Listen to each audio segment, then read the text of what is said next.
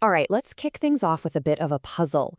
We're going to take just one single, really dense question from a government document and, crack it wide open. Because hidden inside all that bureaucratic language is this huge, dramatic story about a river, a bunch of states, and the decade-long fight over water.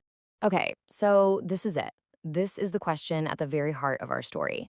I know, it looks super dense, right? You've got Lok Sabha, Tribunal 2, Official Gazette.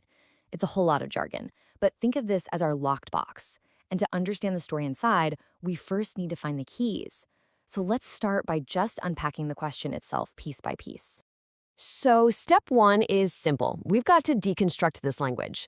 Once we figure out what each of these terms actually means, the central mystery of the question becomes way, way clearer. First up, the Lok Sabha. So, this is our setting. It's the lower house of India's parliament. It's a place for some pretty intense debates. But the crucial part for us is that this is where the government is held accountable. Ministers have to stand up and answer direct questions about what they're doing, and our entire story kicks off with one of those questions. Next, we've got this mouthful, the Krishna Water Disputes Tribunal 2. Now, this isn't your regular court. A better way to think of it is like a specialized referee. It's a tribunal set up for one enormous job: to figure out how to fairly share the water of the mighty Krishna River among all the states that absolutely depend on it. And finally, the Official Gazette. Now, this might sound like the driest, most boring term of them all, but honestly, it's the most critical piece of this puzzle. Publishing a decision in the Gazette is the final step that makes it official law. It's like a judge's verdict getting signed and stamped. Without it, a ruling just doesn't have any real power. Okay, so now that we know the lingo, let's look at the mystery again. The special referee, that's the tribunal, it made a big decision on how to share the river's water. But something stopped it from being published in the Official Gazette, which kept it from becoming law. The big question is, why? What happened?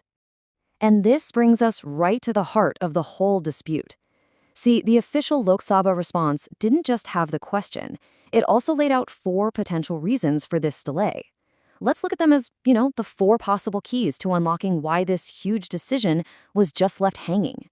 So the document gives us 4 possibilities. First, a stay order from the Supreme Court, basically the highest legal power in the land, hitting the pause button. Second, the Water Ministry itself asking for a do-over. Third, a classic political stalemate between the states involved. And fourth, the idea that maybe the tribunal itself was dissolved before its work was truly done. Each of these points to a totally different kind of breakdown in the system. We can actually group these reasons into 2 main categories, right? On one side, you have a direct, straightforward legal hurdle, an order from the Supreme Court. That's a hard stop. And on the other side, you've got these messier political and administrative hurdles, states just failing to agree, or a ministry getting involved. So the roadblock could have been purely legal, or it could have been political. And this really shows you just how fragile these kinds of agreements are. I mean, in a conflict this complex, affecting millions and millions of people, all it takes is one objection from one powerful player, a court, a state, a ministry, to bring the whole process to a screeching halt. A decision is made, but it's just left floating in limbo. So we've unpacked all this bureaucratic language, but so what, right? Why does one single question asked in Parliament all those years ago actually matter? Well, because behind all of this official jargon are incredibly high real-world stakes. Just think about this. The question specifically talks about the award in 2011. That means this whole state of uncertainty, of a decision being made but never finalized, has been going on for over a decade. For more than 10 years, farmers, cities, and entire industries have been living with this massive question mark hanging over their access to their most vital resource. And this, right here, this is really the main takeaway. A single, complicated line buried deep in an official response isn't just a bunch of words. It's a snapshot of a decade of legal fights, political standoffs, and deep, unresolved conflict.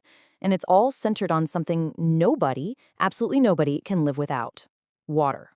So as we wrap up, yeah, the official documents can tell us what happened and why things stalled. But they also force us to ask a much bigger question. When a legal ruling is made but never actually published, who are the people left waiting for the water to flow? It's a pretty powerful reminder of the human cost that's hidden behind every single bureaucratic delay.